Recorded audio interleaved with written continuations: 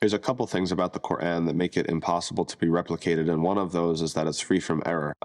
Any human work, if you get even one page, right, it's going to likely have errors in it. If you get beyond 10 pages, then you can bet there's going to be errors in it. Just because human, as we are, we're imperfect by definition. And so our produce is going to be, the product of our labor is also going to be imperfect. There's going to be oversights. There's going to be places where you wrote one word twice, you thought you wrote it once, or you thought you wrote it, you didn't write it at all, right? These sorts of things. Okay, now if you have a work that's 604 pages long, okay, and there's not a single error in it, grammatically, syntactically, an error of diction, right?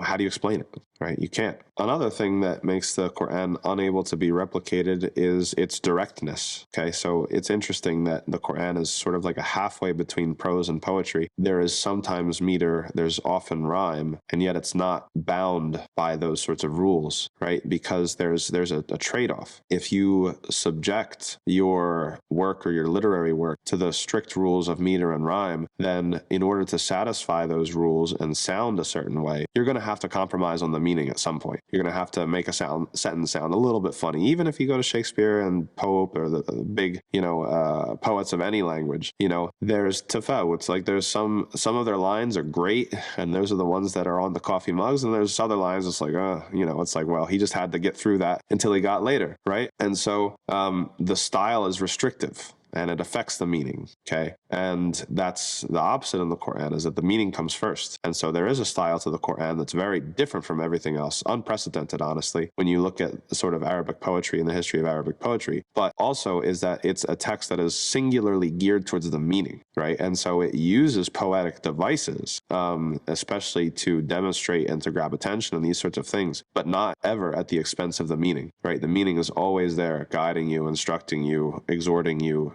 all these sorts of things. And so Allah subhanahu wa ta'ala, he challenges people. He says, look, if you say that this is from a human author, then you should be able to reproduce it. That's the telltale sign of, human endeavors, that somebody else should be able to reproduce it. But if you can't, right? And he challenges us to not just do it as an individual homework assignment, but to get everybody you want together to help you. If you can't, he says, then you have to submit to the fact that this is not a human authored work, that this is actually from the divine.